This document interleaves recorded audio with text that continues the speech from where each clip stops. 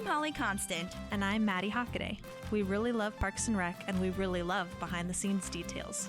So we're researching everything from DVD extras like deleted scenes and commentaries, plus interviewing cast and crew who actually worked on the show. We also bring on guests and friends to geek out about everything parks. So join us, you tropical fish. This is literally the best Parks and Rec rewatch podcast. We're your park pals. There's a park and some pals, and there's also therapy too. All right, well, we're at Season 5, Episode 8, Pawnee Commons, which is so exciting because we're finally getting back to the park. Oh, my God. Where it all began, right? I know. That's kind of what I was talking about last week with the Leslie versus April thing. I think from a writing standpoint, it's so nice to bring back the park because we've been so consumed with city council and DC and just all these different things. And it's really nice to kind of get back to basics and see this happen for real, you know? Yeah, I think if they hadn't ever brought the park back, I think the audience would have felt like slighted. Yeah. You know, it would have been we're a little all emotionally invested in this for Leslie totally. now. Yeah. Quick thing, I did watch all the bonus features on the DVDs for the first couple episodes, and I feel like I didn't say this. I don't think I did. Maybe I did, but this was back in our first episode, like very first episode of Season 5. There are webisodes of Andy discovering, quote, all the mysteries of DC when they're in DC for the first episode. Like, remember when he takes National Treasure, the movie, like very seriously or whatever? Like, they create whole webisodes around that. And by webisodes, I mean like 4 to 5 minute episodes. And I think they were like, I don't know, 3 to 5 minutes long or something like that. But there was this one in particular where he really wants a tour of the FBI building, but they don't do tours of the FBI building. And so his plan is to get arrested, and then they'll take him in, and then he'll go to the interrogation rooms and just be able to, you know, actually see the space. But his way to get arrested is to jaywalk in front of the FBI building. It's oh my just gosh. like, oh my God, that's not gonna work. No. But it's just so cute and funny. And I mean, in those webisodes, and I guess in general for that episode, but in particular these episodes, they're really just like in front of all of these you know, monuments and the Capitol and in front of the FBI building. They're just like randomly on the street. And I'm just curious if like anyone walked by and was like, oh my God, it's, you know, Andy Dwyer. If anyone really knew the show at the time or what was going on. Because obviously Pratt wasn't Pratt until Marvel, I guess. Well, for some people. For us, he was more important before that. But I don't anyway, know. I just thought that was really 5 interesting. seasons in. Yeah. And I Wow. mean, the people that were in that episode that were from DC, because, you know, they casted DC locals for some of those guest star spots, knew the show.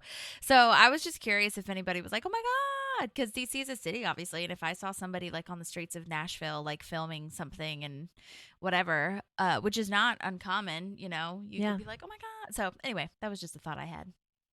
That's cool. Another part of the bonus features were promos which is so wild. I feel like the last couple of episodes have been so time capsule-y, with last episode talking about Joe Biden winning the election and her wanting to be in the White House by 2020 when Joe Biden won that year and all these things. Or 2024 rather. No, that's now. Sorry. You're right. You know what I mean. 2020. He's president currently is what I meant to say. Anyways, but so there is a time capsule moment again in these promos because the Olympics were happening at this time, and there was a promo where Tom and Ron wrestle, and they're in like full on wrestling like outfits, and it's so funny and cute because, and well, by cute I just mean Ron is literally like the bottom guy, and Tom is just like flopping all around him trying to get him to like be, you know, taken off his knees or off his feet or whatever. And I was like, oh my God, this is freaking hilarious. Oh my gosh. It's amazing. So that's that one. And then the last thing I'll say is that there were also promos for, and I think because it was NBC and The Voice was like so prominent at this time, I think we talked about this last season too, but there was a promo for The Voice for this one. I think last season it was, what's his name? Gnarls Barkley? No. What does he call himself? CeeLo Green, but like he called himself something else, I think. Like playing off of Charles Barkley. But anyways, whatever.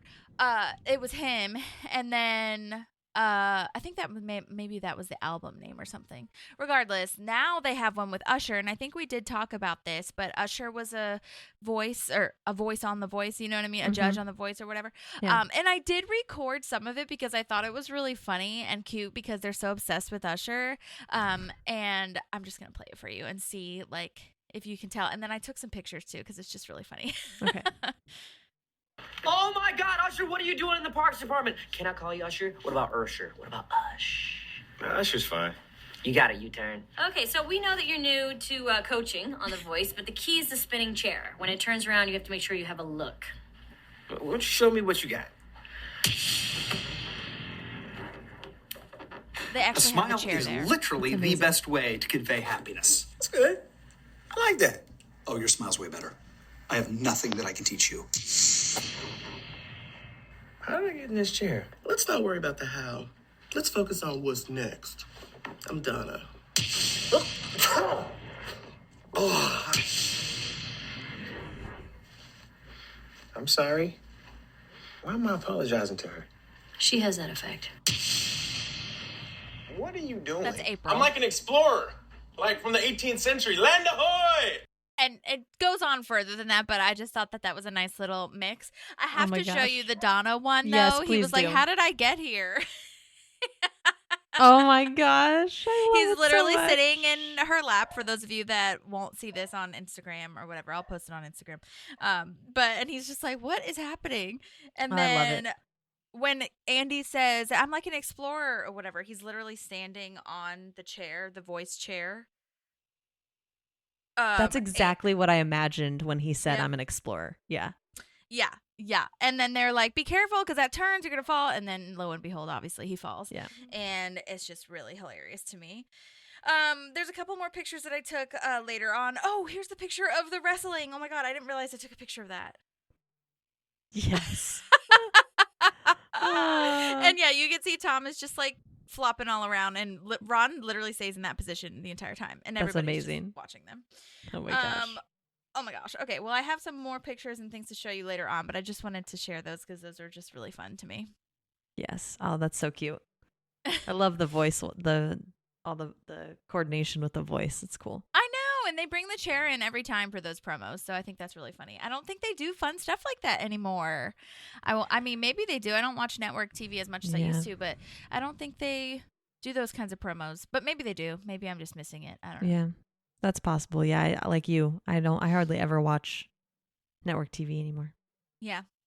So, anyways, okay, well, now we're finally in season 5, episode 8, Pawnee Commons. This was written by Alexandra Rushfield, who was a new writer for Parks, but she was also a producer on Parks for seasons 5 and 6, and she'll come back next season to write for the Correspondence Lunch.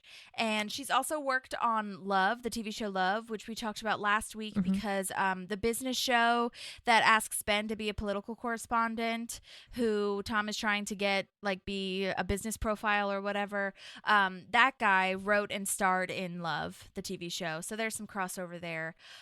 She also worked on a show called Unstable, which is actually a Netflix show with Rob Lowe, which it's recent. It's like this year, I think. I have not heard of it, nor have I watched it yet. So What'd you say it's called? Unstable. Yeah, I haven't heard of it.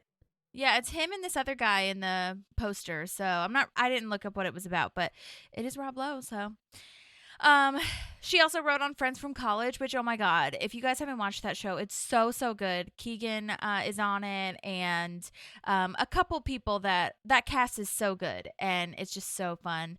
I think that's on Netflix too. I randomly watched it. I just was looking for something to watch. This was a long time ago, and I saw that cast, and I was like, oh my God, what is this? And it's really good. So, and then she also wrote on What I Like About You, a ton of other things, but those were kind of the ones that I thought were really interesting for this crossover. So that's Alexandra Rushfield, the writer, and then this was directed by Morgan Sackett, who we've talked about many a time. He's also a producer on Parks, huge part of Brooklyn Nine-Nine and why that whole show started. Hacks, which, oh my gosh, congratulations on all the Emmys. Hacks is so good. If you haven't watched it, it's a lot of the same Parks people, comedy people. It's so, so good. It's on Max. And then she also Morgan Saget did Veep, The Good Place, all the Mike Schur shows. So we're very familiar with him. But yeah, so it looks like we've got a nice team coming together for this one. Yeah. I mean, and it shows, right? Yeah. Okay, well, I'm ready for a summary whenever you are. Perfect. Okay. Leslie seeks outside designs for her dream park and is upset to find that the best option is from an Eagletonian. Andy tries his hand at being a security guard with the help of April. The rest of the park's gang donate their time to Tom and his new business. Yay. You know, I totally forgot. I can't remember where I saw this. Maybe it was just the IMDb trivia or whatever the hell, but I forgot that Mark gave her plans for the park. I totally forgot that. Yeah. Because I always think about Mark's like legacy, but I think of the way they left him in the show was that picture that Ron has in his office for when they were trying to win that like competition with the park thing. bench. And so I totally forgot because she says that at one point. She's like, we have no plans. We have nothing. And they do, technically, even though I know it's not the same for Leslie because I think Mark probably had a little bit more like straightforward plans. But still. Yeah. But still. Yeah, you have a starting spot, at least. Yeah. Right. So funny. Okay. Well, we're back on Pawnee Public Access Radio, which is so lovely. Friendly reminder, the host is Dan Castellaneta, who plays Homer Simpson on The Simpsons, among so many other voices in that show and 800 other things. Thought for your thoughts. I can't. It's so good. This whole radio show is just bananas to me. It's that so it beautiful. Exists. I do want to point out, I think we saw him a while ago. This is the producer who introduces them in is named Nick Toth. The actor is his name. And I feel like he wasn't listed in the last episode or something because I feel like I would have reached out to him. He was in Born and Raised when she was promoting her book.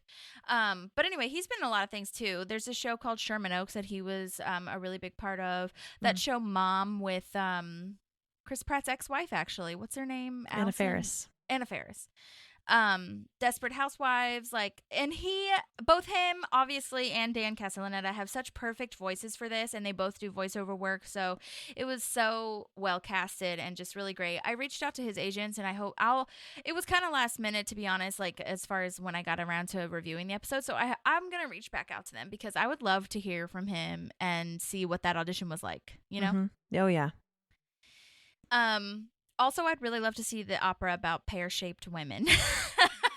He says It's that's one so specific, and I want to know what even compromises that. Yeah. Oh my God. And Leslie is there to promote that they're, trying to build the park and they want input on the design. And I love that, actually. I love that she's reaching out to the community to ask how the community wants this design. I think that's lovely. Yeah, I don't think she had to do that. No, it's really I don't cool. think so either. Yeah. And he also puts a very heavy emphasis on woman, council woman. Oh. And at first I was didn't like, even think about it. Yeah, at first I was like, that's kind of cool because he's making sure to emphasize like this is a woman in this position of power. And then he says it later with man. The Batman. So I'm like, oh, you just do that. Okay. It's just part of your character. Moments. Yeah. Yeah. Which I love. He has to explain what the Batman is who fights crime nocturnally. Yeah. Well, you think about who's listening to this. Maybe they don't know who the Batman is. The Batman. Maybe. I feel like it'd be the opposite. Like us nerds know what that is. Oh my God. Yeah, hilarious. You're right. But honestly, who knows? He's just trying to be inclusive. Yeah, I love it. I love that this is in total Leslie fashion, right? Uh-huh. She makes a comment that, your segment last week on dolphin lactation was just riveting radio. Like she did her homework, right? She listened in to be able to make a comment and make them feel, listened to. So dolphin lactation. Oh my gosh. Gross. Amazing. Which is, I think, such a beautiful commentary on some of the things that NPR/public radio has on their shows sometimes. Yeah. But yeah. And nowadays it's kind of interesting because I feel like a lot of NPR people or shows have podcasts now, like so that you can listen to it when it's not quite on the air, which is really nice for everybody. But yeah, there's a game show too that a lot of people like, and you can go live. You can watch it live too, and when they air it, I can't remember what it's called, but I'm sure some of our listeners would probably know what I'm talking NPR about, has but- a game show? Yeah. What? It's like a oh my god, what is it? It's like you know that like academia game show thing that they used to have on Saturdays? No, maybe not because you were in China. Yeah. I don't know. Unfortunately, But I anyways, they didn't get have access. yeah, I can't remember what it's called, but it's really fun. It's really cool. It's like a trivia game and yeah, it's fun. Yeah. Okay. Very cool. I'll have to look up what that's called. But anyway, also in true Leslie fashion, she's calm and collected at first and saying like, send in your resume, send your ideas quick because this is going to fall apart if you don't hurry. Yeah. They don't have much time. Okay. Yeah, we don't have a lot of time. I love that she does bring that up. That's important. Yeah, totally. And then, yeah, okay. Then we get to our favorite, I think, well, one of our favorite NPR moments, jazz plus jazz equals jazz. And this time, I don't know what it is, but this time when I was listening to it, I was like, honestly, this doesn't sound much different from like an upbeat jazz song. So whatever. Yeah. Yeah. Jazz is, it's that line that Angela has, and we can say this because we went to jazz school, basically. Yeah. When she's like, I hate jazz. Just play the right notes. I know. Oh my God. It's so funny that both of these shows have jazz references. Mm-hmm. Yeah, So there's hilarious. carryover for sure. Yeah. Though if they have a feeling, if they have a stance on something, you typically see it both places. Yeah. Agreed. Also, oh my gosh, there's a deleted scene and she is talking. This is another thing I took a picture of. I don't think I actually recorded it, or maybe I did. But either way, she says that she's going to get Woman of the Year. And oh my God, it's really hilarious. She has like a whole thing where she created the picture, like the cover photo for herself. Oh like my she gosh. made this. That's amazing. And then she opens it up, and I really wish they wouldn't have cut this part, but she opens it up and she like has literally written like an article for herself.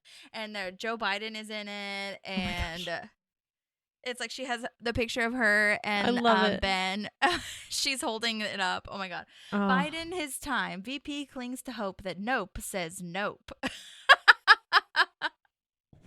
Oh my God. Oh my gosh, is Classic that in Leslie reference to her headline. saying no to Ben? So I don't know. What is that? Maybe. I need to read it. It's a little too blurry for me to actually get in there. But yeah, that's so hilarious. Oh my God. Probably. Maybe. Love it. But yeah. So I had to share that. And Yeah. again, I'll post all these pictures. This was a weird one. I feel like all the deleted scenes were like, I really need to show the visual for this. Yeah. Okay. Yeah, so he says research shows that our listeners love jazz. Love that. Yeah. Enough to put it on top of each other, though. I guess so. They're just trying to pander to anyone they can. Yeah. Well, now Ben and Leslie are going over all the submissions for ideas for the park, and there's one from the federal penitentiary with gummy worms, which is scary. Yeah. And he How says did he he's send not. this? Yeah.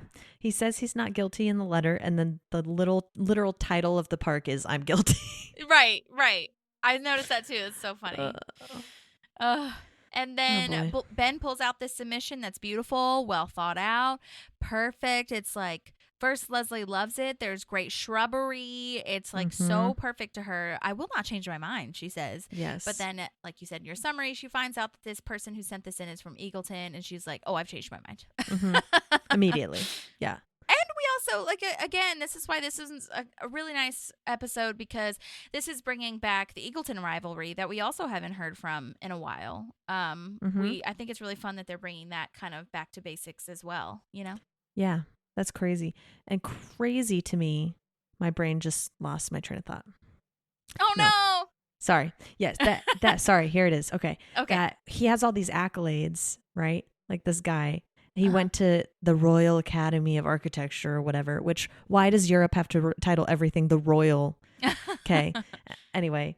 But what brings him back to like Eagleton?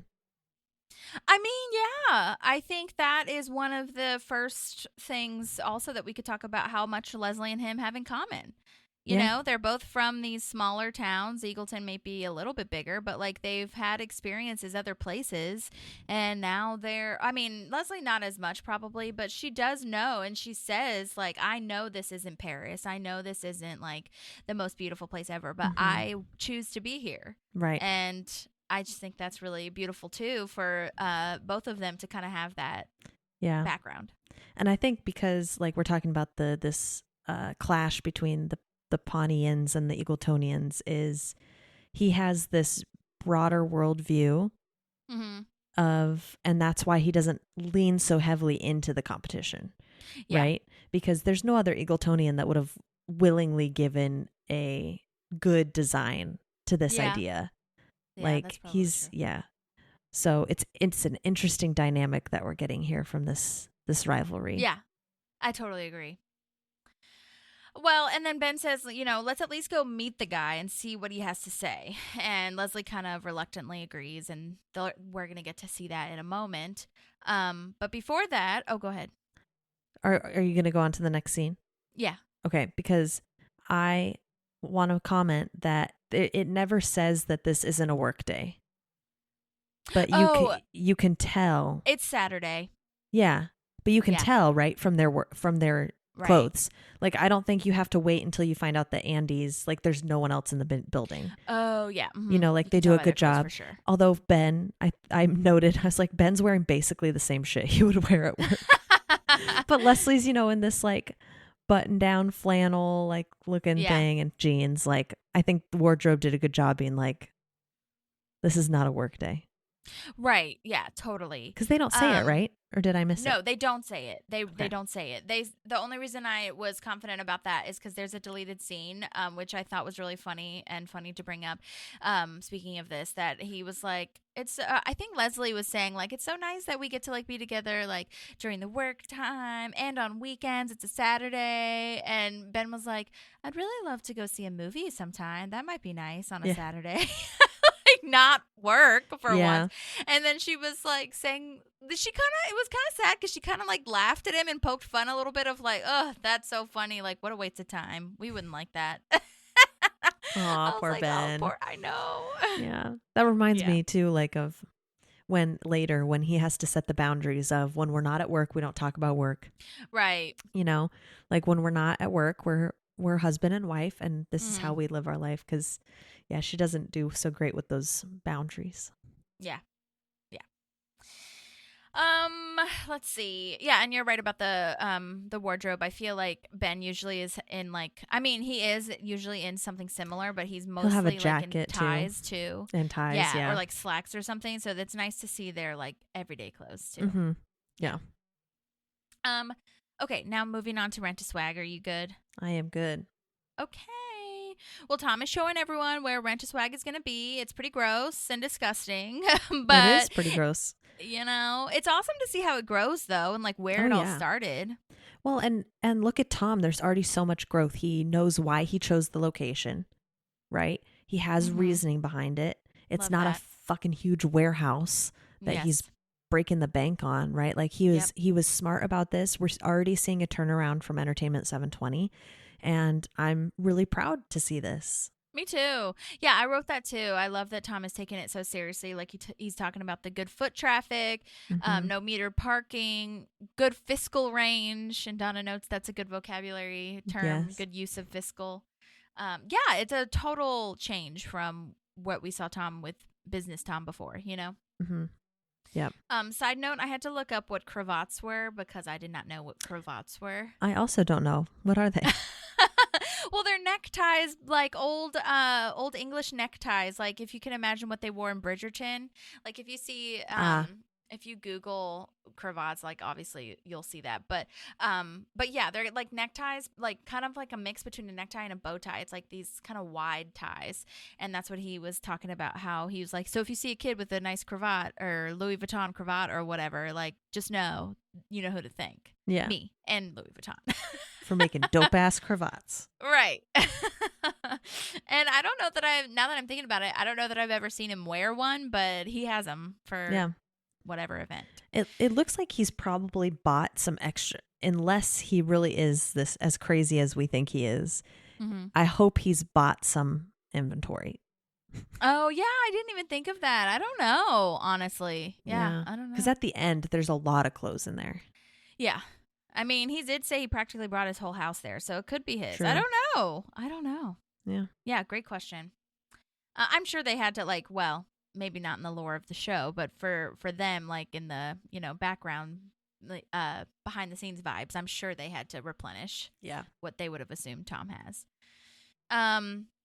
Okay, well, now I'm at the park, the Eagleton Park, meeting the actual fella who did design this Eagleton Park. His name is Wreston St. James, which I love that name.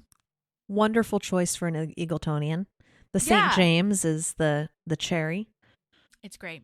Yeah. Wreston is spelled with a W, though, which I think is really hilarious to me because I feel like I've heard the name Wreston, but I've never would have thought that it would be spelled with a W. But that just makes it even more like fancy or something. Yeah, it does. Like unattainable, you know? Yeah. Yeah. I love it. I love this park. I know it's so beautiful. Green. Yeah, and living here in the desert, I'm starting to really miss the green. And so seeing all those trees, I'm like, it's so pretty. Yeah, it's great. And that little lake and all those things. Mm-hmm. Before we get to the park, though, I do want to do a brief breakdown on Wreston St. James, or the actor who plays him. He's played by Brad Hall is the actor's name. And I had no idea. I know most people know this, but I had no idea he was married to Julia Louis Dreyfuss. Did you know that? No. Oh my God. They've been married for a bajillion years. That's amazing. They had to, I don't know exactly where they met, but so part of my breakdown is that he is a huge writer from SNL back in, maybe the 70s or 80s. So I'm going to say that might be where they met on SNL. Possibly, yeah. I don't know, because I know that she hosted a couple times, but he's a writer, producer, actor, director as well. He's not as much of an actor as Julia is. He's primarily known for his writing and producing, I think, and maybe some directing. But he's a great actor. He did a great job, and he's been in a lot of Mike Schur stuff. Like a lot of the stuff I was looking at that he was acting in, like American Auto is pretty much from the same people. I don't know if it's Mike Schur particularly, but like it's in that same realm. Brooklyn Nine-Nine, of course, SNL, like tons of stuff. But yeah, him and Julia Louis Dreyfuss are like, oh my God, it's so beautiful. That's so cool. I hope they met at SNL because I think Colin Jost and Scarlett Johansson also met there. And did they? I think That's so. Cute. When she came to host, and he's obviously he does Weekend Update and writes, but that's amazing. It's so I love cute. that. And 1987. Sorry, I just looked it up because I was like, I have to know. They've been married since 1987. That's, I mean, in Hollywood, that's fucking forever. Yeah. Yeah. Like, good for them. Okay, you guys, though, for on the real, skip ahead 10 seconds if you need to, but Julia Louis Dreyfuss has an amazing podcast called Wiser Than Me. Did I talk about this ever? No, not to me. Oh, my God. Okay, Brooklyn and I are obsessed with it because the whole premise of it, and she talks about her husband on her podcast. She doesn't. I don't think she ever says Brad, but I just never thought to look up like who she's married to. I don't know. Whatever. Yeah. Anyway, the podcast though is called Wiser Than Me because the premise is that she's interviewing women that are older than her, and she's like, "How can I get notes?" And like, what do you wish that you'd known? Oh my God! And these interviews are incredible. The women that she gets are phenomenal, but it's also so interesting to hear everybody's perspective on like aging and how they're moving into their next phase of their life and all these things. Like she talks to Jane Fonda and Julie Andrews and just like so many incredible women. And she's always like these people. Oh, she talked to Bonnie Raitt. And she's just like so many wonderful people. And I think season 3 is coming out soon. But I mean, like I would highly recommend listening to that because it's just so beautiful. And then at the end, it's so cute. At the end, she talks. She calls her mom on Zoom and talks to her mom about the person she just interviewed, and it's so cute. It's amazing. I love that. So highly recommend to go listen to that. I'll post it in the show notes so that you guys remember. But yeah, oh my gosh, I love Julia, but I mean, Julie Andrews is like, it's so good. Yeah, she's just got a spot in my heart forever. Oh my God, and she also talks to Carol Burnett, which was one of my favorite episodes. Oh, awesome. It's so good. And I mean, I don't know if most people know this, but Carol Burnett, I feel like, is one of the reasons why like I'm an actor currently. Like Once Upon a Mattress was my first ever musical that I did. Nice. And Carol Burnett obviously has played like every single role in that show, both on Broadway and in TV film. And once I started doing my deep dives, I was like, oh my God, oh my God, oh my God, oh my God. So anyways, and even Julia Louis Dreyfuss was like, I think it was her. I think it was Carol. She was like almost started crying at the beginning because she was like, Carol, you just have no idea what a like huge impact you've had on me and everyone. It's so beautiful. Oh my God. That's so awesome. Anyways, sorry, this was about Brad Hall, but Julia Louis Dreyfuss is one of our faves. So. Sorry, Brad. You love her, so you get it. Yeah, you get it.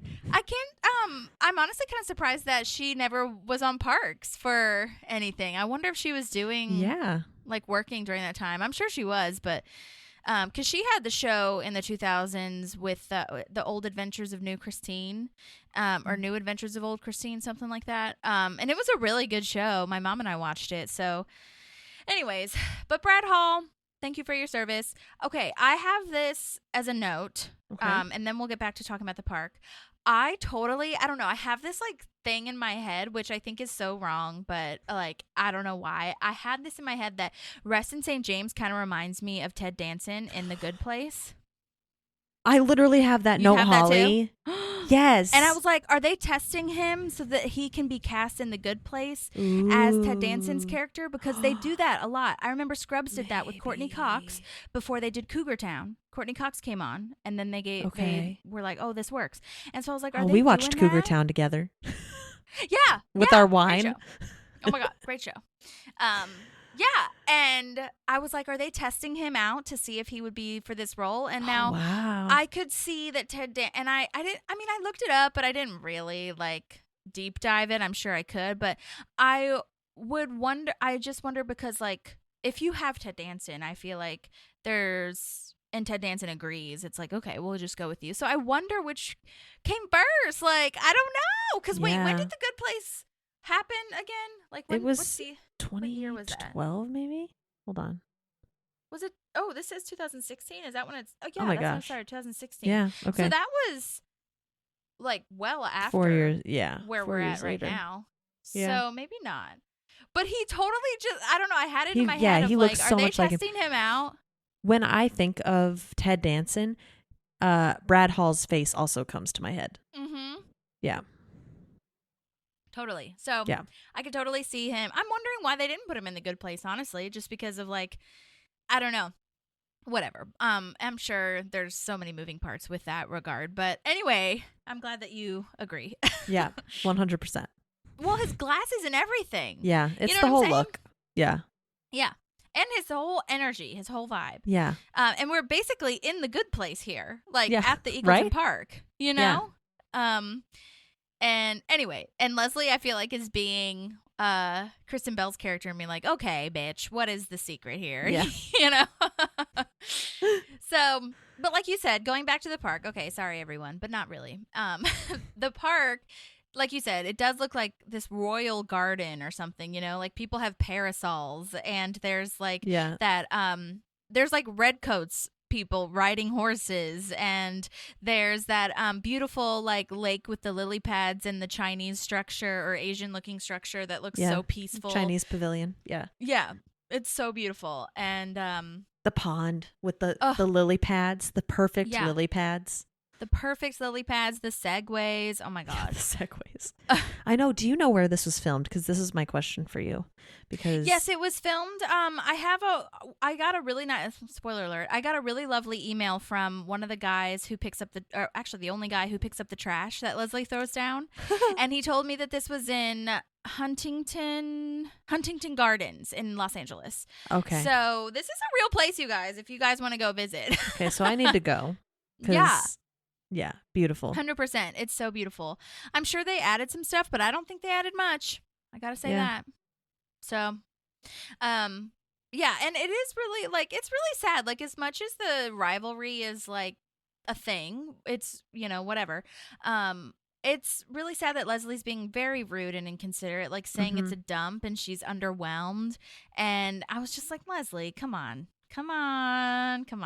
Yeah, she's letting her like kid show a little bit, you know, Yeah. like not being very professional. You know, you think Right. about where she wants to go in her career, and like it doesn't matter where this person's from. Like, this is not how you treat other people. Yeah, and I think you're right about that as far as the professionalism goes, because I mean, there are some things, and there were some deleted scenes that what they said about what Eagletons did to Pawneeans, and I'm glad they cut it because some of it was like so mean, and I was like, I see why Leslie hates this. This is a warranted, and especially when you see these people later on like fuck up the shit with the park and like who Wreston did not hire or fired or whatever. Like you see, this is a warranted grudge, I feel personally. However, I would wait until I got out of Wreston's probably line of sight. I mean, I probably would be sassy. Come on. Like, we all know who I am. But I wouldn't say, like, oh, this is a dump. Just straight out. You know what I mean? But again, this is Leslie, like you said, and she is just not into it. Yeah, and I think there's a generalization here, right? Like, she's treating him as if he's every other Eagletonian. Yeah. And he, you know, just like there are going to be some Pawneeans that fit the what Eagleton sees Pawnee to be. Right. There are gonna be people who don't fit it. And I think he's one of those people that don't fit what she sees Eagleton to be, but she's not even giving him a chance to show her that. Right. 100%. And she does have the like beautiful park like drawings that she could kind of look back on and be like, okay, well, he did send us this, you know. But anyway, okay, so moving on to the guy who plays the trash picker-upper. So Leslie basically says, like, there's no trash cans. Like, what the F am I supposed to do? Just, like, litter, basically? And this guy comes up and says, thanks for the trash. It's so funny. I love it. So the actor who plays that, his name is Tyler Cook. He's been in quite a few things. He's been in Shameless, Modern Family, Land of Leopold. He's done a lot of things. It looks like his hair is, like, so much longer. Or no, wait, this isn't the guy that I got the email from. I'm so sorry. But still, it still is worth mentioning though who he is, obviously. But yeah, Shameless, Modern Family, Land of Leopold. He's done a ton of things. Like I said, his hair looks a little bit longer than in IMDb, so it's kind of confusing for me to see who he was. I did reach out to his people, and I think he might send us something, but I'm not quite sure yet, so we'll see. But there was a little bit of a deleted scene actually here with his character, and I just wanted to play that because you know I love full scenes. Yes. Hello. Can I offer you a complimentary chocolate or an Evian spray? Ugh, no. I'll take a spray.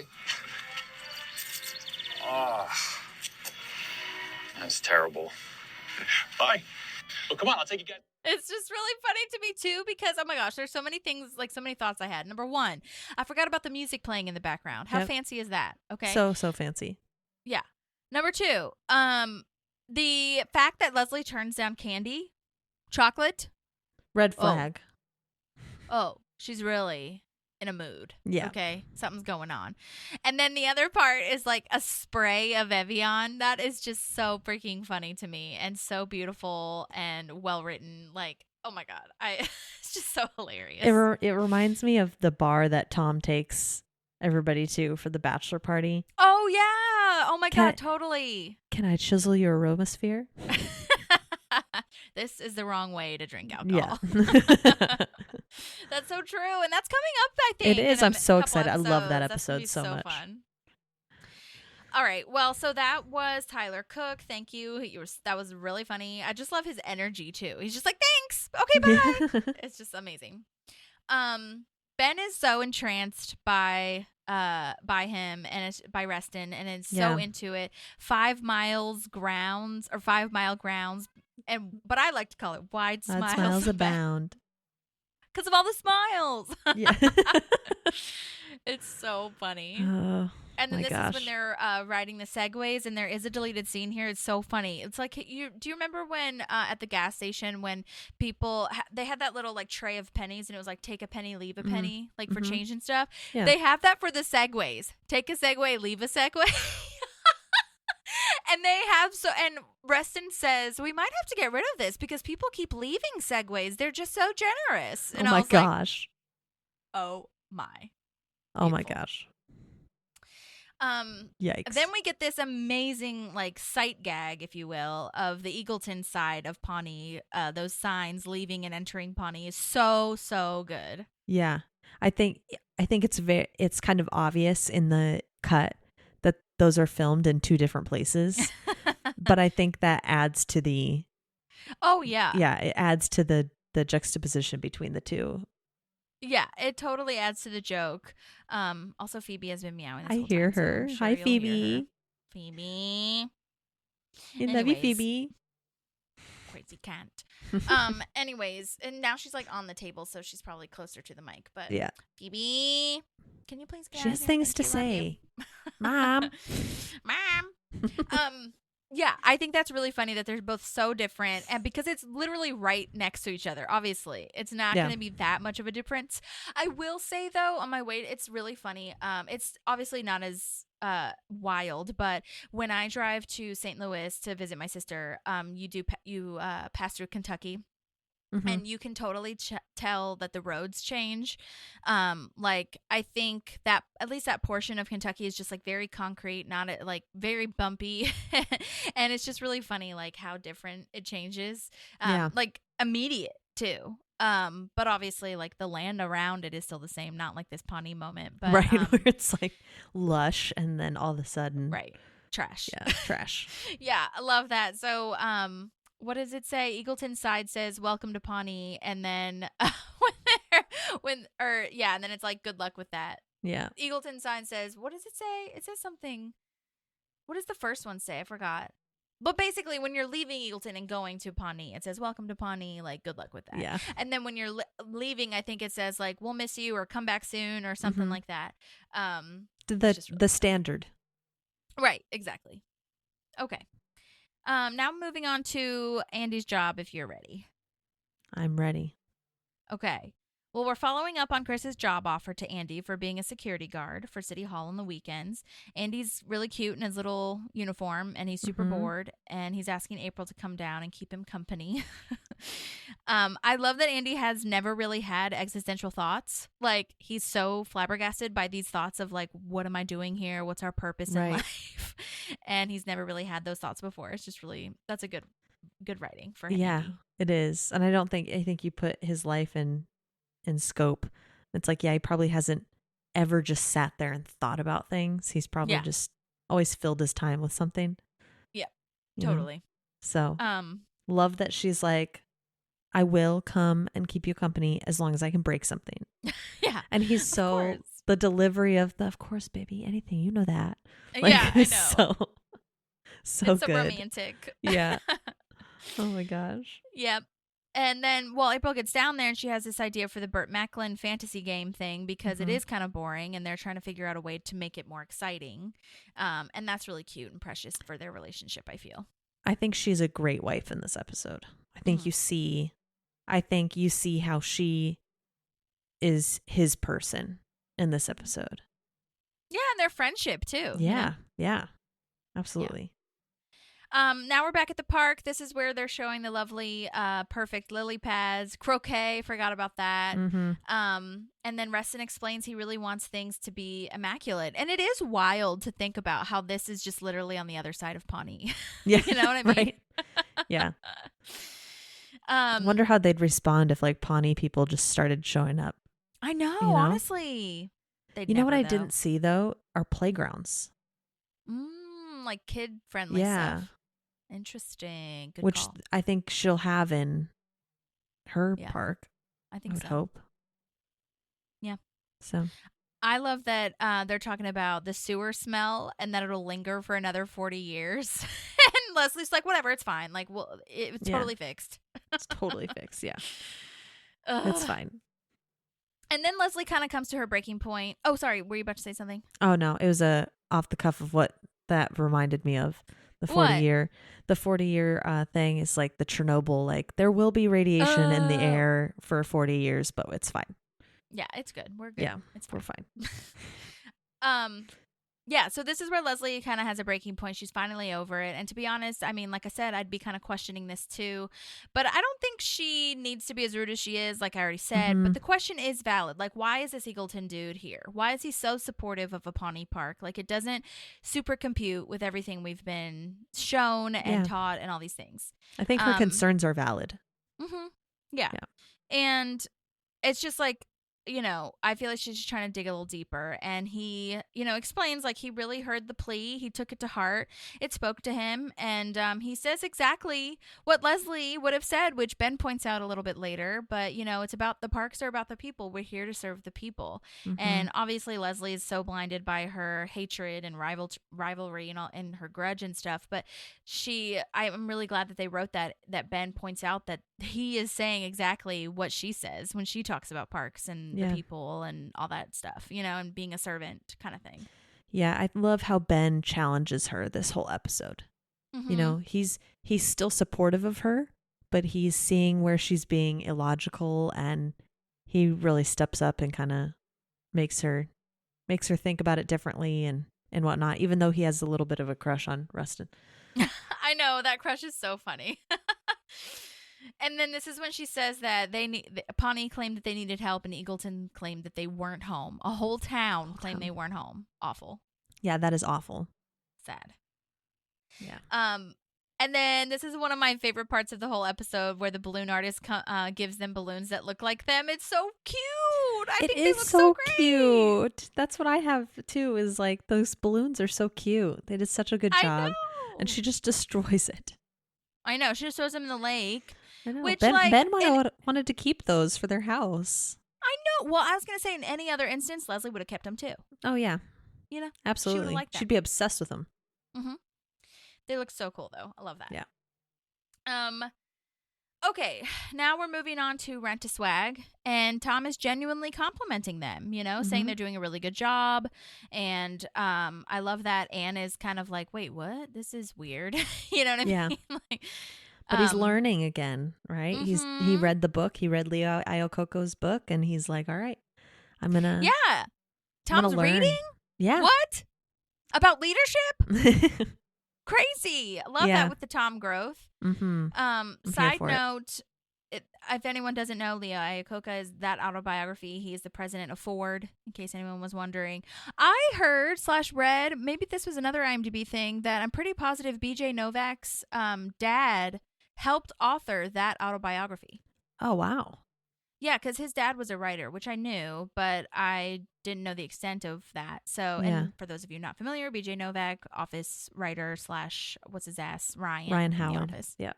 Yeah, pretty Very amazing. Cool. And then DJ Roomba is back. I love that. DJ with the Hi-Ho song. Yeah. Which just would make me feel like he has this moment where he's like, you guys are doing so great. I'm learning to be a leader. And then makes you feel like a dwarf. Right. And then this is where, you know, Tom kind of puts it into words that what we've been seeing is that this has to be the opposite of Entertainment 720. Yeah. Like, he's really fighting for this because he feels like he has nothing else. You know what I'm saying? So except really his looks, Holly. He could pimp himself out to he's got to remember to older women. He's got to remember that. Yeah, he has a backup plan. Oh my God. All right. Well, now, Leslie, this is bringing back our murals, which we love. We haven't talked about murals in a while, except for the sunflower mural, obviously. But she is showing a mural of how Pawnee was started because settlers came and the richer of the two groups went up the hill, took all the money to form Eagleton. But they did talk about, and I just love that. It's so funny. Those, like the clear split in where Pawnee was in Eagleton, you know what I mean? And how everybody's dressed and all this stuff. But I do love that they point out, and Wreston points out, you know, I have ancestors on both sides. Yep. And this rivalry is stupid for that reason. Like, we're all from the same place, basically, you know? Right. Yeah. And, oh my God, I was shocked because I was like, Ben, how dare you bring that up, that she was born in Eagleton? Okay. Maybe say that to Wreston behind Leslie's back. Don't say Yeah. in front of her.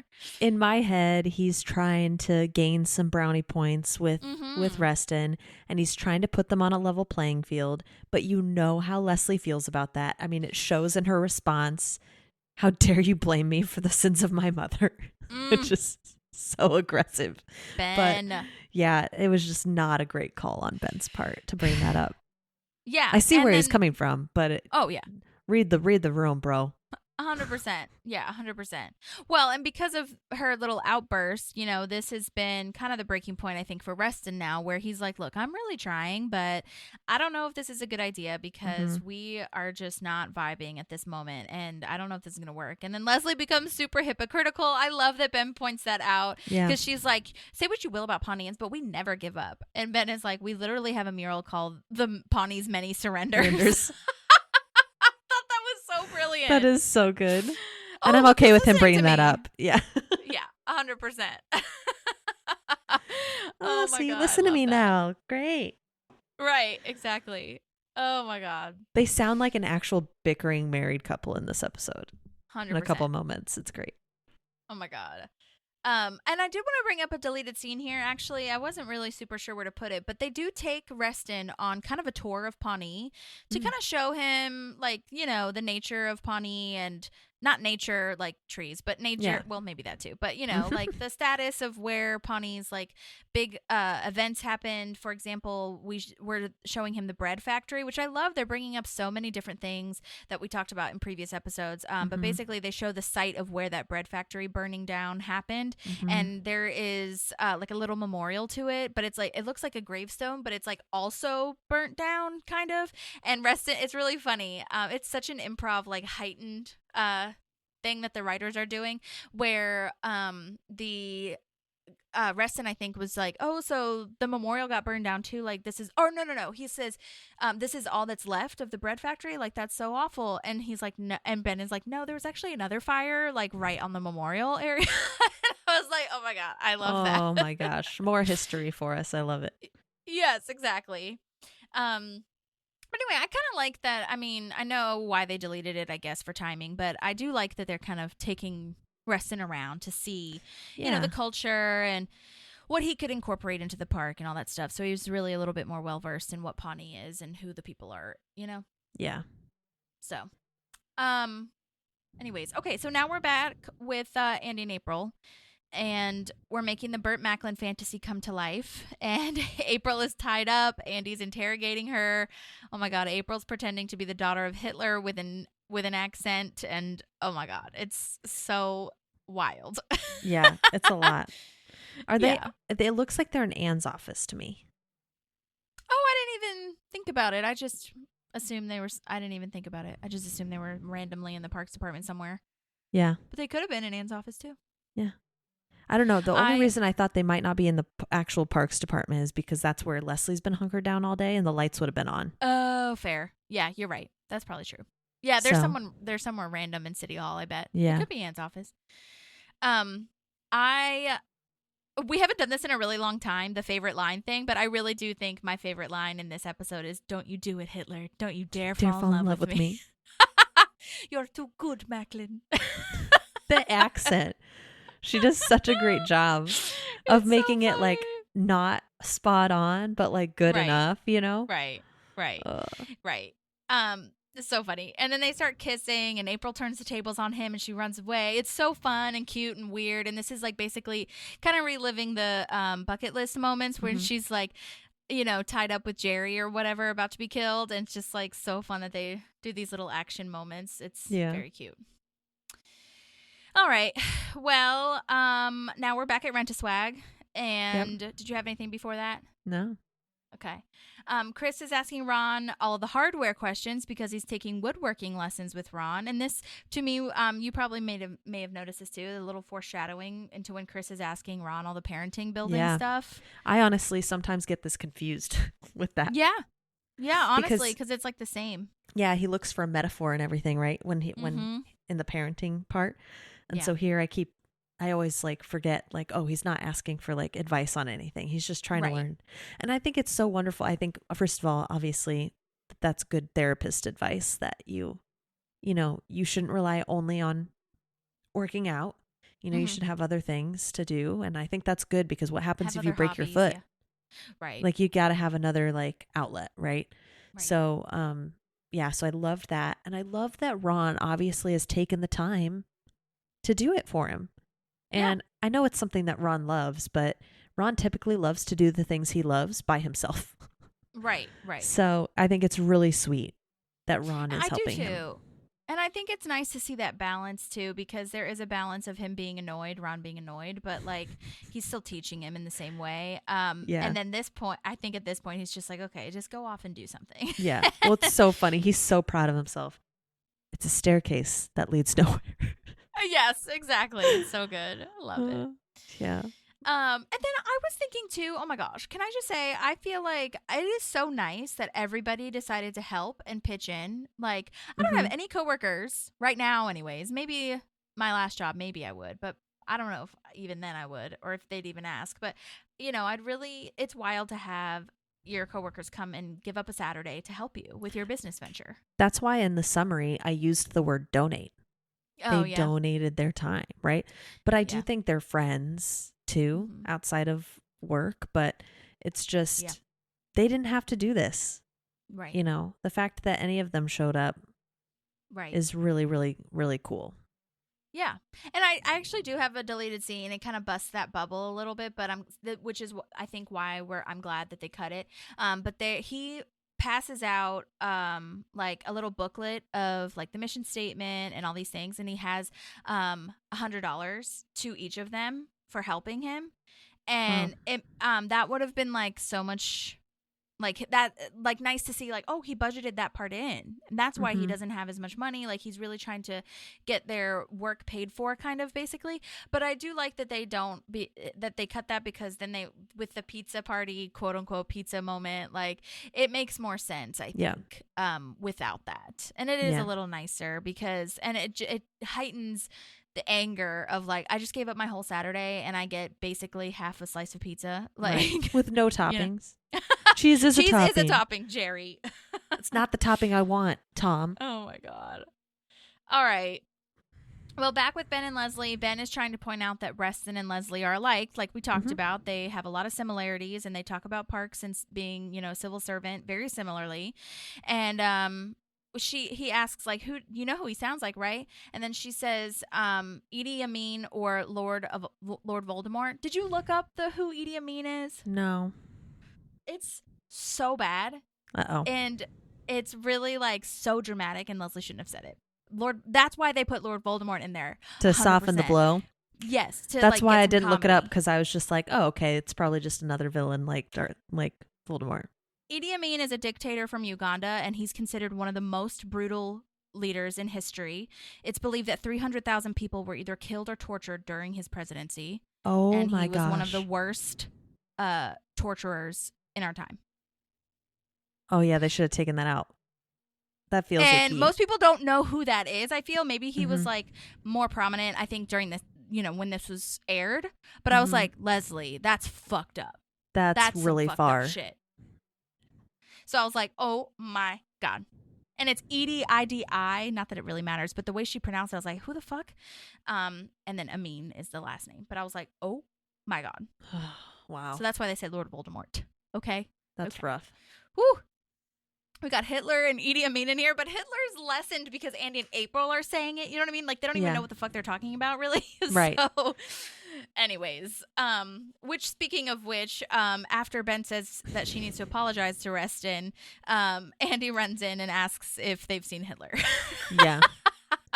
Which, Leslie's face, that she's not even surprised. She's just like, oh, that's Andy. Like, what? And yeah. Wreston is like, what is happening? What? Oh my God.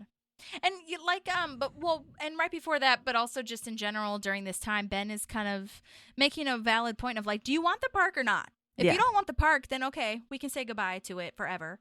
Mm-hmm. But if you want the park, this is the option. So what are you going to do? Because we also don't have much time, like we talked about, Mm-hmm. And I think finally we get to that point where Leslie's like, okay, fine.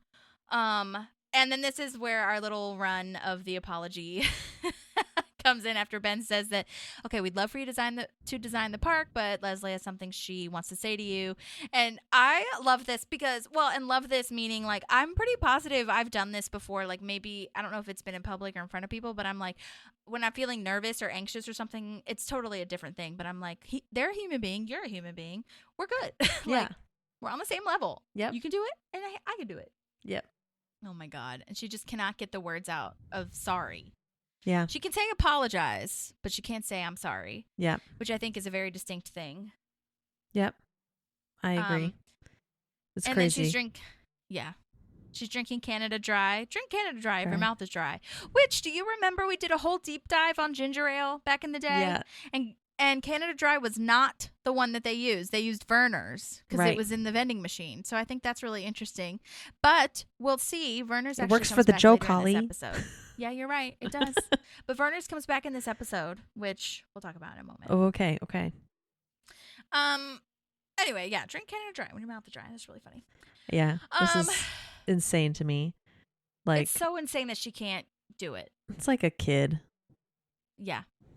Yeah. And Ben is like, oh my God. Yeah. And I love that And then that that sparks kinda it. She's sparks like, her into yeah, it. you're right. You're right. Okay, I'm sorry. And then what's crazy is like Leslie has never been, it's not part of her personality to have difficulty saying sorry. You know, like she's said it before, she'll say it again. It's the fact that it's an Eagletonian and it's crazy. Yeah. Well, I don't know if they did this intentionally, but the way that I saw it too was when he says, oh my God, she almost says I'm sorry to him. Yeah. And then transfers it over to Wreston. Yep. I think that's what sparked it. Yeah, I feel like she couldn't say it to Wreston completely. It had to be like half and half. I'm sorry to Ben and yeah. But yeah, okay. Well, she finally gets it out. Wreston tries to hug her, and I agree, it is too soon. Yeah. Yeah. But he says he'll design the park for free. He'll do it pro bono, just like for charity. And it's really lovely. And then Ben, oh my God, Ben, he's so in love with him. And come to our wedding. We haven't planned it yet, but, save the date. Yeah. Which, maybe a month into planning, they could, be like, oh, we spend a lot of time with him. It makes sense to invite him. But like right now, you just look desperate, Ben. This is just the Ben crush coming out. Oh my God. Hard Ben crush, yeah. And then April was in the office all along, and then we hear the scream of Andy finding her. It's just so funny. Oh my God. Ugh. It is a very like regressing moment, I think, for a lot of characters in this episode. Yeah. Well, I say regressing, but actually Andy and April are already there, kind of, so it's fine. Yeah. All right, so now we're back at Rent a Swag, and they've really spruced up the place. It looks so much better from the beginning, but it still doesn't look super, like, inviting. And Anne asks if the paint is really what he wanted, and we find out that it was on sale, which is why he got it. Andy's under budget, so, like, yeah, I'm keeping it kind of vibe. Yeah, this is the thing, though, that I've learned, and I know this might be a different situation, but I used to buy cheap stuff because I was like, I don't have the money to spend it on the good stuff. And I just kind of learned, and my stepdad kind of pointed out too, is like, you invest in having the good quality, otherwise you're going to spend more money replacing it later. Mm-hmm. So he could have spent like, $30 more and gotten the paint he wanted. Yeah. Right? Rather than having to go back and buy the paint he wanted later and wasting the money he spent, Yeah. So, but I get it.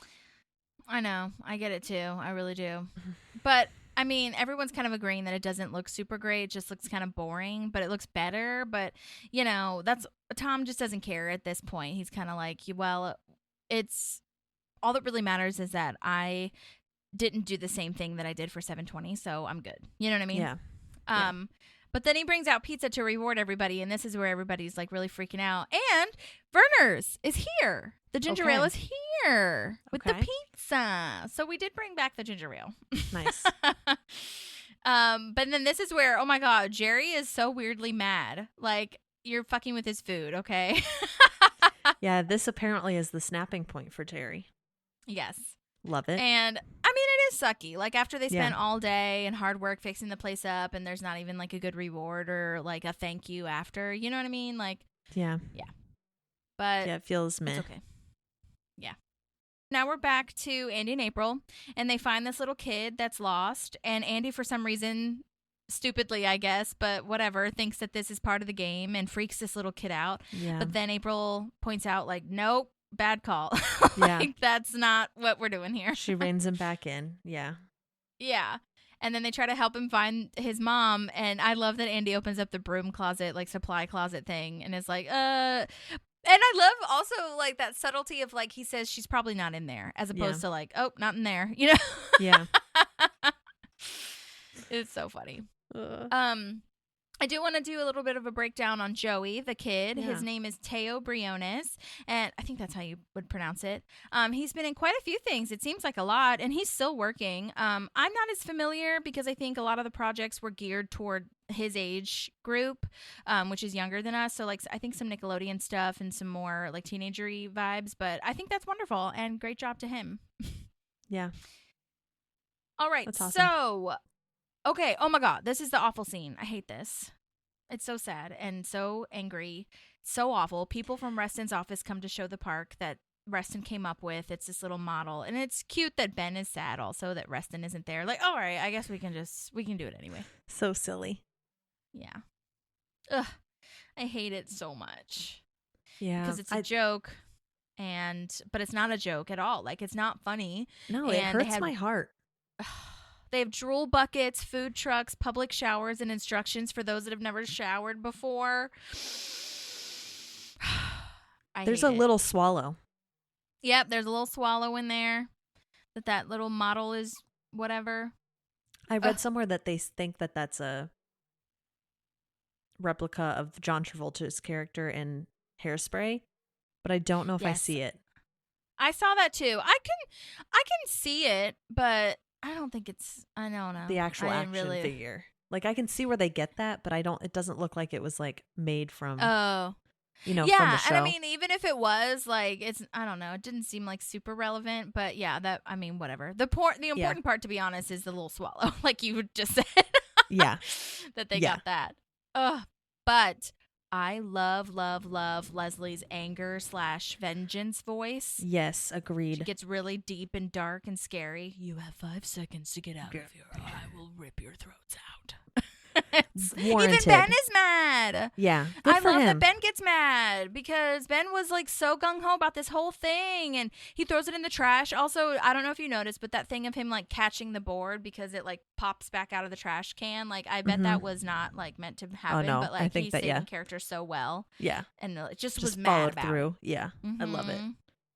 I also wonder how many boards they made. Like I wonder how many models they made of this. You know what I mean? Yeah, how many replicas Great came job, through? props department in this Yeah, episode. seriously. Hot damn. With the good park and the bad park and the gummy worm shit, like, Yeah. damn. I know, they had 3 different ones, right? Ugh. I love it. The baby woke up. awful. I'm going to Oh, just okay. go get him and set him in here with me. Okay. Give me 1 second. Hi, baby. We're almost done. Yeah.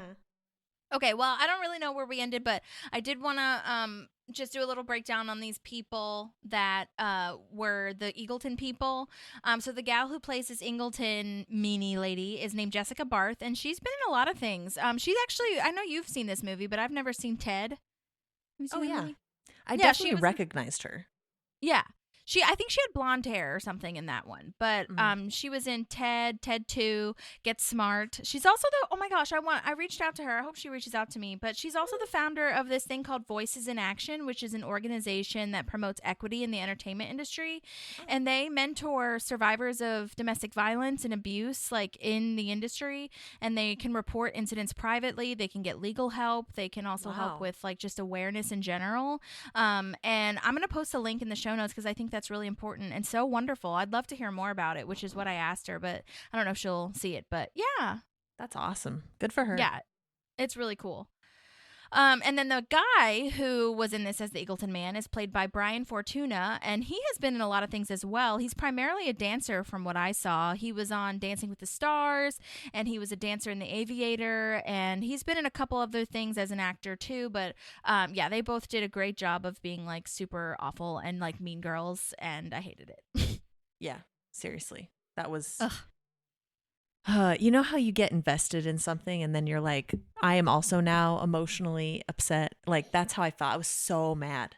Yeah, totally. Well, and Ben like is still convinced that Wreston didn't do it, and Leslie wants to set Wreston's house on fire, and he's like, we can't do this. We can't do that. You know, we can't do that. Yeah. And she's That's like, yeah, not we an option. can't. With like a little winky the face. The face is so perfect. Right. Okay, so now Andy and April are helping Joey, the little boy, find his mom, and they finally find her. And I'm just wondering, why are they there on a Saturday? Yeah, what are you doing? Like, what's open? There's got to be nothing open unless she works in the office and, you know, took her kid in with her. Yeah. She had to do something. But what are they? Yeah, I think you have a great point. Why are they even there? Yeah, I don't know. This mom is played by Barbara King, and she has been in a lot of stuff. Law and Order, Grey's Anatomy, quite a few things, and I couldn't find her contact info, sadly, but they did a great job, and I really liked her look of, like, when Joey says, like, bye, Miss Hitler, or whatever. Yeah. She's like, what? Right. Don't worry about it. And then I love, go ahead. We might be saying the same thing. Yeah, I love that Andy is so good with this kid. Like, once he's not scary, right? And it's so cool to see like that in the beginning, because in years to come we'll see him get to work with kids more and more, and so him getting to like us getting to see that this might be a passion of his early on is like really cool. Yeah, and you really see how he will be as a dad, or how he could be as a dad, you know, which is really special.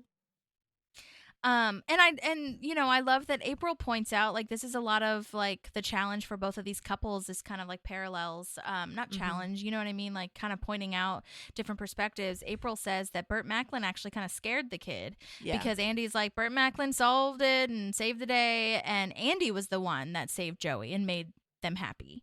And this is where I was like, this is April being a good wife, right? Oh, yeah. Like, she could have kept, like, playing along with him, and she's boosting his confidence. Like, you are enough being Andy.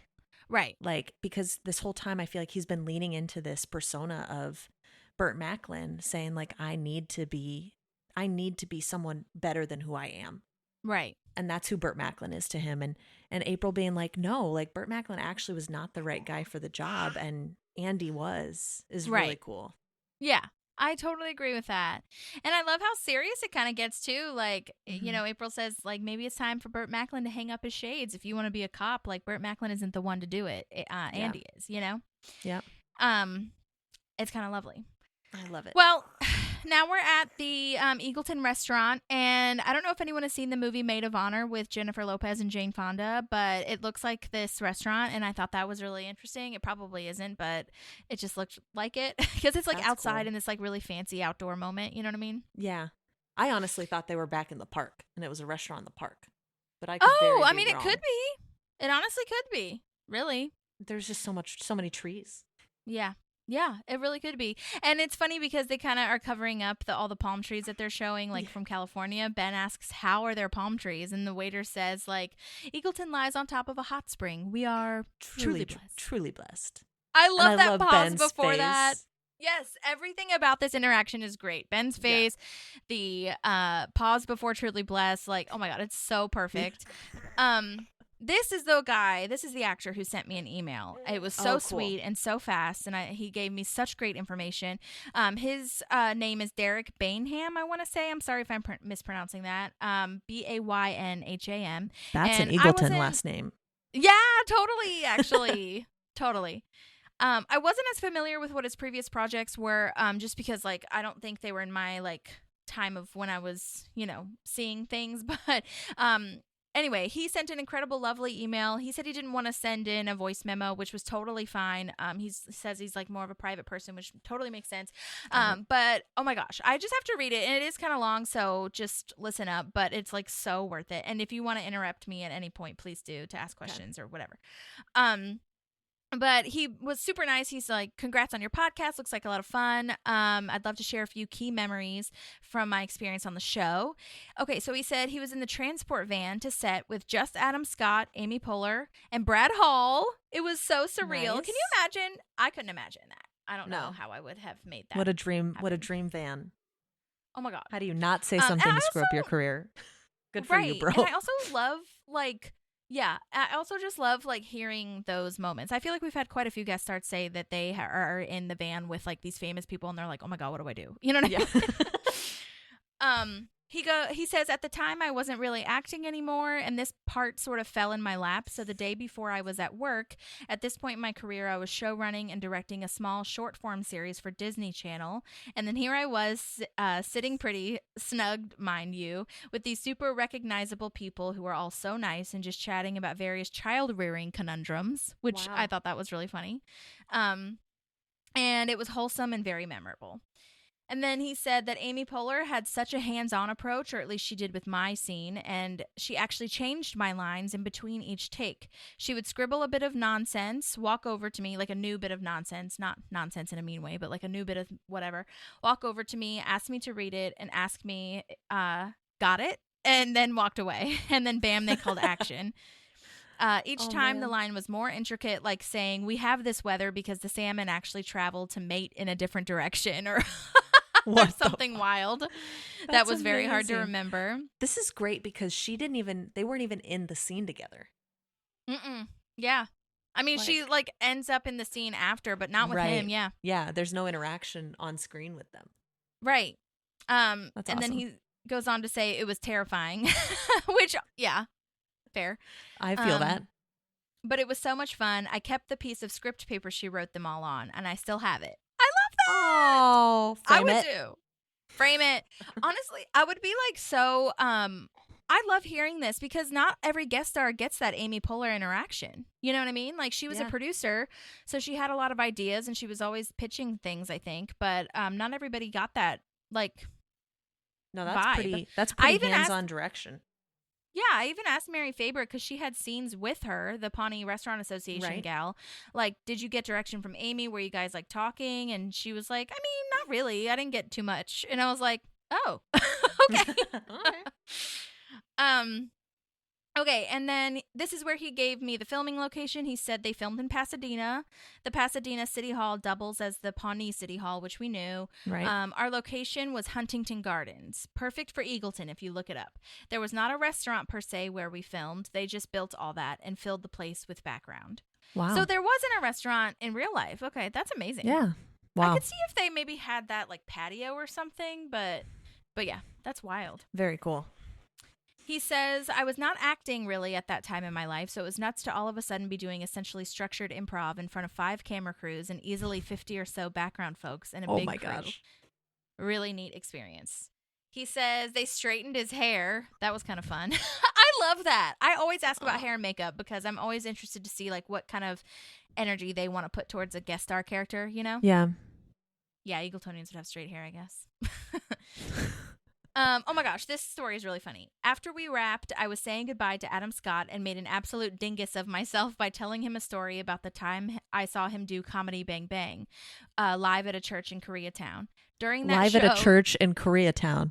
Okay. Yeah. If you've ever been to Koreatown in Los Angeles, you will know what he means. During that show, there was a horrific smell in this church, and to make matters worse, there was no air conditioning, so it was hot and stinky.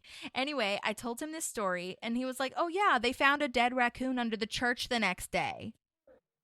Which is so fitting for Pawnee. Yeah. But not that they were in Pawnee, but you know what I'm Yeah. saying? Or something like that. So instead of just being like, great working with you, that was fun, I was like, hey, I saw you in a show and it stunk. He was like, I cringe thinking about that to this day. Oh my But it sounds like Adam Scott had a good response and nice response, so that's something. That's I would cry if I said it stunk. And oh gosh. Okay, a couple more things. Adam, Amy, Brad, and the whole crew were so nice. Such a warm set. It's a rare thing, actually. Not all shows can be incredible vibes, but this one was a well-oiled machine, and I loved the experience. And then he says, a decade or so later, I still get messages about appearing on the show. My friends or colleagues will message me every month or two saying, I was watching Parks and Rec. Did I see you? And he says that that's really fun. Aw. And then he says my favorite thing could be that I got a gif of myself out of it, like out of doing the show. Yeah. And yeah, the gif is the truly blessed thing. And he's like, thanks for reaching out, all these things.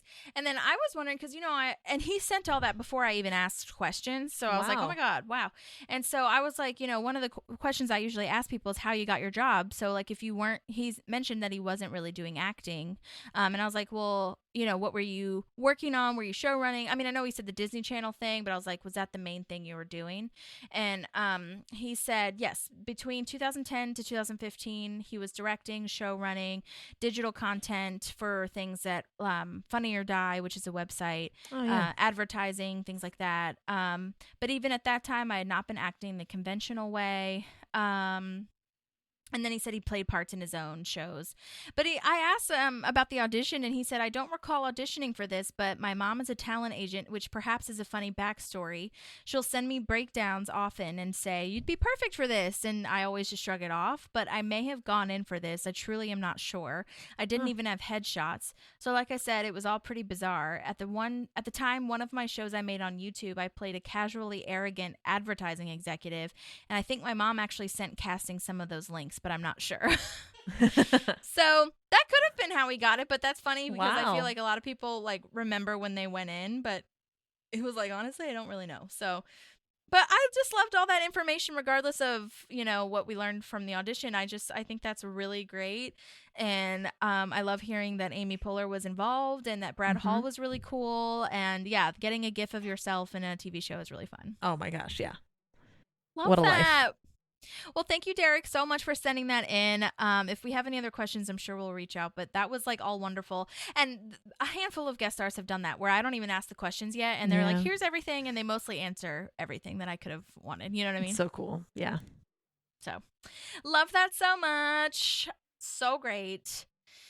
And then he leaves and Wreston finally comes over and he's late because he was firing the people that were responsible, and Ben, kind of gets mad at him, but then he understands. I love / am so confounded because I've seen this in real life too, where Ben really overestimates what Leslie's like emotional capacity is for forgiveness. Like, she's actually a really forgiving person. He sees her for what she can be. Yeah. And I have seen that in so many of my friends. It's beautiful and it's so lovely and cute. But sometimes they'll say something about who is like their partner, my friend's partner will say something about my friend. And I'm like, I don't. And I'm not saying it's like, I'm not saying it's not, it can't be true, but that's not what's typically happened in the past. Yeah. But like, they just love them so much and they see such a potential and they see such a like love that they're like, yeah, they could do that. Yeah. They do that. And I'm like, as a friend, it's so interesting to see because like as a friend, you're like, yeah, I know they can do that. And I love them regardless. I don't care that I love them for what they can or cannot do. But Leslie can't forgive people easily. Yeah. What are you talking about? No. She might be able to forgive you easily. Maybe. I'll read the situation, Ben. But then again, our point is kind of proven that he's not being super thoughtful about this when she shows up with shaving cream and just like, oh my God, sprays it all over Wreston. And Wreston is just calmly sitting there like, okay. He just takes it. I'll just take this. Yeah. And yeah. And then I love this, like, I don't know if this like vengeance thing like turns her on or whatever. She's like doing it in Ben's like name. Like, I love you, Ben. Yeah. I know, that's so good. In the name of glory. Oh my God. And I don't know why Ben doesn't stop her sooner. Like, she sprays a tie on and everything. And then finally Ben says something and she just drops everything and runs away because she's like, oh, oops. It should have been immediate. Comedically, it's funnier that she goes for longer. But in real life, I would have immediately been like, hey, no, he. Yeah, okay. Stop. Yeah. Everyone's staring. But I think that makes it better for her. Yeah. Anyways, oh yeah, I was gonna say, kind of going back to what you were. I have a note. Kind of going back to what you said earlier. Like that is the worst part, that she's kind of living up to everything that Eagletons think of her. You know what I'm saying? Yeah. But at the same time, they're gonna think that anyway, whether she does it or not. So, oh well. Yeah, I mean that's true, right? But like she could, just like Wreston's trying to prove to her that he's not like every other Eagletonian. Like it's going to be better for their working relationship if she shows like I'm also not what you guys think Pawnee is. Right. That's true. All right. Well, now we're at the Parks Department, and Tom is saying that he's missing $9, and whoever stole it, no big deal, but you will have a lawsuit put against you for $9. You know how much it's going to be to pay a lawyer, bro? Oh my God. And there is a deleted scene, so extra. which is so, yeah, it is extra. There's a deleted scene where we figure out Jerry actually had the $9 or used the $9, but it's so sweet and so Jerry, because Jerry actually bought Tom a picture frame, like an empty picture frame for Tom to put his first dollar in. Oh. And he was like, oh, I probably used the petty cash instead of my own cash, but I'll pay you back immediately. Like he says those words. And Tom flips out and it's like, okay, you're banned from the store. I would never invest or I would never put $1 in a frame. I would invest it. Like, oh, it was such a sweet gesture. Tom. And so Jerry, that's so sweet. I love that. But then Anne sees that he's freaking out and suggests they go to lunch, and he's like, fine, you're paying. Your idea, you're paying. Yeah. Right. And they're at JJ's. He orders the pancake breakfast, and then he's basically just trying to order groceries. Yeah. 8 eggs, uncooked, in a carton. 20 slices of bread in a package. Right. 8 slices of bacon sealed. Right. And then I love this. Anne is giving them, this is just the perspective episode. Anne makes this super valid point and says you have to use the parts of you that, you know, that's going to work for this business. Because if you take out every part of yourself, it's just not going to work. You can't have Rent-A-Swag without the swag. Yeah. I love that. I agree. I mean, I think it's when you fail, it's so easy to overcorrect. Right? Yeah. Because sometimes you can't see clearly what the reason was for your failure.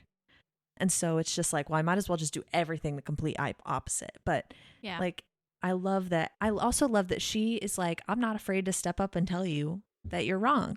Like, this is something you need to keep the swag. Like, yeah. So. Yeah. And I think that she's probably, and I think that she's being very like, I don't know what the word is, well-rounded, because she's saying, like, yeah, that part of you does suck at some points. It made you a bad boyfriend. It failed your first business. I get it. Like, I really do understand. But those parts of you, when you use them for good, can be really worth it in the long run, you know? Yeah. And I love this JJ's waiter who's just, like, over it. Like, so you want a bag of bread and a carton and a bag. Just the pancake breakfast will be fine, thanks. Right. His name is Philip Jordan, the actor. He's been in a ton of things. Jane the Virgin, 911, Couples Retreat, a lot of stuff. Thought he did a great job, so shout out to him. And I love that they all chipped in to help Tom spruce up the store. And in exchange, they can get one stock of the store. It's so nice. Yeah. And that's also a good reason why they cut out that he gave them $100. You know what I mean? Yeah. Because it wouldn't make sense. Yeah, I was going to say that earlier when you mentioned the $100. I was like, then that would have been just like, we're giving you the money back that you gave us. You know? Yeah. And this is I love when, and I love when Tom is like, smart. That's where we get that smart, Anne. Smart. Yeah.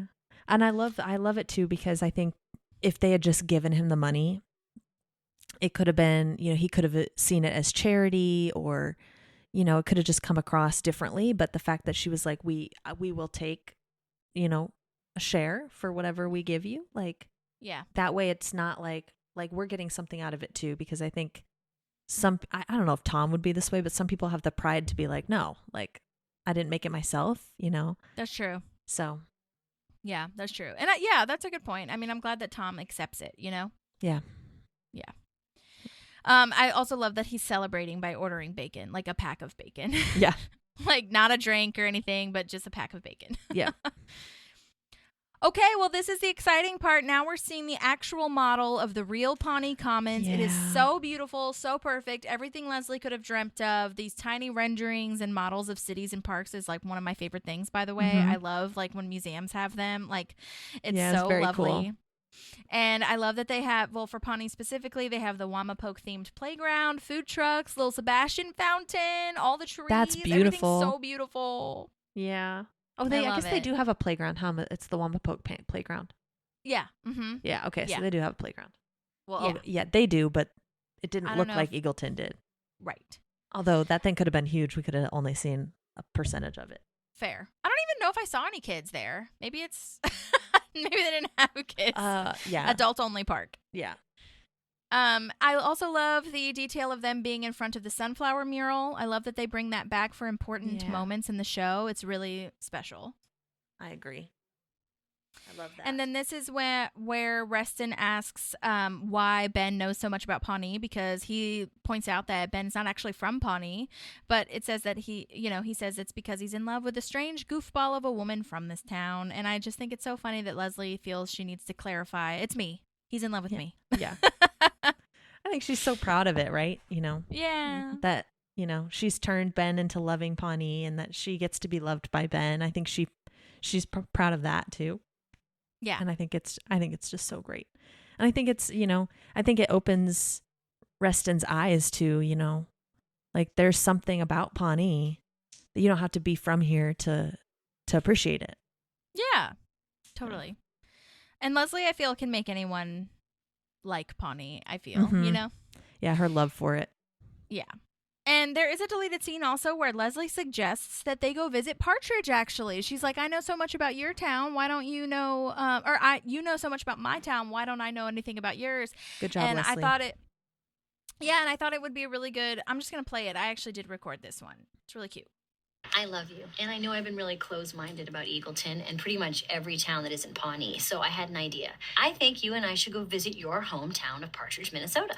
I mean, you know so much about my hometown, I should know just as much about yours. No, that's all right. People don't even really like me that much in Partridge ever since the whole Ice Town thing went down, so... Too bad we're going. And Partridge is a really interesting place. I've been doing some research. Did you know there are more Finnish natives per capita in Partridge than there are in Manhattan? Do we really have to go back there? Yes, grab your keys. What, right now? Yes, right now. I already packed for you. Oh, and by the way, we're going to have to stop at the drugstore because you're out of shaving cream. Oh my gosh, love the shaving shaving cream. note. Yeah, that's amazing. It's so good. But yeah, I was wondering, after I heard that, I was like, did that deleted scene spark the whole episode of them going to Partridge? I Or wonder. Did they just want to throw that in? Because it's I a don't little know. bit in the future, isn't it? It is. Yeah. But I mean, this is when they're like going to Partridge immediately, like right now. Yeah. So, but yeah, I do feel like that's nice that Leslie did that, because I do Yeah. think she has a very valid point. And I mean, to her credit, well, it's not to her credit at all, actually. But Ben doesn't like Partridge anyway, so it kind of works out. Yeah. But she does want to show, like, this is a two-way street. Like, I want to know about your life and your previous life as well, you know? Yeah. I think even if you're not a huge fan of your hometown, there's something there that made you who you are now. And, Yeah. it's okay. Like people wanting to know that about you is pretty cool. Yeah. All right, so now Andy is giving up his Macklin outfit, Yeah. turning in everything. It's so cute. I love the plaque quote plaque that April gives him. We wanted to give you this. You were in the FBI. Just written on a piece so of good. paper. I love that she makes it a ceremony for him. Like she has the little gun salute thing and everything. It's just really nice. And she's wearing the hat, Mhm. the cop hat. Yeah, and he's just cute little Andy is just taking this so seriously. Like his face is just kind of in pain, as you would be if you were retiring or quitting or whatever. Because I bet it does actually, like to Andy, I bet it does mean something. You know, Burt Macklin was a big part of his life. Yeah, it's been. I think, like we were talking about a little bit earlier, I think he's drawing confidence from this character, this alter ego he has in him, right? Like, yeah. And so in a way, he's probably like, okay, I'm going to have to figure this out on my own now. Like I'm going to have to be confident without Burt Macklin. Yeah. So. Yeah. And I also love too, so I don't know if that's the last of him, but I will say we do see the Kip Hackman, the twin brother, whatever the hell. Yeah. And I want to say, I don't know if Pratt made that up, but in the webisodes we talked about earlier with the DC thing, he talks about Kip Hackman. It's very off the cuff. He says that name though. And he's like, I think he's putting a list of like officers or some, I can't remember how it is, but he's like Burt Macklin, Kip Hackman, Kip Macklin, like all these things. And I was like, what? That's so funny. So yeah, so I he don't just know. off the cuff, and then they probably were like, okay, we're going to create a character like that later. Yeah, maybe. Anyway, yeah, I'm here for it. So that's maybe sort of the end of Burt Macklin, but not the end of Andy's alter egos. So yeah. All right. Definitely well, not. Now we're at the tag. We're back at Rent a Swag, and it looks really, really great. He took everything from his house. Tom did. He put it there. He basically lives there now, he says, and it really does look so much better as far as like all the furniture and the way that everything is set up. The new paint color, which by the way, who did he get to paint? I wonder. Yeah. On a fast or notice. Did he do? Yeah. Did he do it himself, or what happened? I don't know. I'm glad that they made the comment about him bringing stuff from his own house, because like some of the cabinetry and stuff is so nice. And I'm like, there's no way with the money they gave you were able to afford. Furniture is expensive. Yes. So yeah. So I'm glad that they pointed that out too. Like, I did use the money you gave me, but also I'm relying on my stuff at home too. So. Right. And it is. It's like such a nicer like little loungy area for this like energy of swag, you know? Yeah, I agree. Then we learned that Chris's woodworking project was for displaying shoes, and Rana's like, yeah, sure, that's what it was. That's what it was for. No, Tom for sure saw that and was like, I can put shoes on this. Right. And then we have a pizza party with 2 pizzas and toppings on one half. What a growth moment. I'm not Zuckerberg. Right. And it does just show, you do need friends. You do need a different perspective on life and on certain situations. You can't do everything by yourself, even if you have the great idea. And you can take it or leave it. You can always get these ideas and then not take it, but it is nice to keep an open mind. So I'm glad that it's being shown that the people did keep an open mind with hearing everybody's views. Yeah, I think it's important that he relied on these people, right? Like, that's probably the part of the problem from Entertainment 720 was that he did a lot by himself with his own thoughts, and he didn't have. And John Ralphio was just like, whatever. The one person he had to bounce ideas off of was John Ralphio, which is not a good start. So, not cute. And when he brought Ben in for advice, he didn't even take it, right? So this time he actually is, as we saw in the last episode, he took Ben's advice, and now he's taken everybody else's. Yeah, exactly. And I think I love seeing that Tom growth. I think that's really important, because if he stayed the way that he was, it's just like there's nowhere for his character to go. So I love that they did that for him. I agree. And we're finally getting to the Pawnee comments. Yay! I think that Tom it has the most growth of any character, and he had the most to grow in. Yeah, I agree. Especially with like wanting to be a business person and like actually have somewhere to be outside of the parks department. Because I feel like Ron could grow, but he's getting there with Diane, which we'll see a little bit later. But yeah, they do a really good job of that. Love it. Did you have a side that you were on for Leslie and April, by the way? Because your answer was more of like they could have compromised, but I'm curious if you had a side. If not, it's okay. I don't know. That's such a good, because I don't want to take, I like, part of me, like, they both were wrong to an extent. Yeah. So it's hard for me to take, buddy. It's hard for me to take a side, like, because I could say Leslie, but part of me was also like, if, it's your job to keep her engaged and growing. And this is, you're not doing that, Interesting. So, but then I don't want to take April's side because she knows how important this is to Leslie. Right. And she, Right. And she went to Jam. Okay, so maybe I am on Leslie's side because that felt like a betrayal to me to go to Jam, because she knows where Leslie and Jam sit together, Yeah. And I don't know how she didn't know she was going to get betrayed by Jam. Yeah. Yeah. That was a little bit more of like just to spite her, I feel. Right. Yeah. But Okay, well, I was just curious, but well, that was Pawnee Commons, and next time we will be able to see a little bit more of where we're going with this park. I do wish Brad Hall would come back, but I don't think we see him again, which is sad. But yeah, so we're getting there with getting the park together, and then we're gonna see Mary Faber again with Paunchberger, which is very annoying. But she does such a good job of making you hate her. I know, so frustrating. But anyways, if you guys have anything else that you'd like to say or ask or whatever, please let us know. Thank you to Derek for sending in that amazing email. That was such awesome information. It's awesome. Hopefully we get to hear from some other people as well. And don't forget to rate, review, share, all the things. And if you've stuck with us this far through the cats and the babies, thank you so much. We appreciate it. Yes. Yes, we do. It's a juggling act. Yes. But thank you again, and we will talk to you next time. Thanks for listening, everyone. And happy October again. It's happening. Yay. Okay, bye. There's a park and some pals, and there's also therapy too.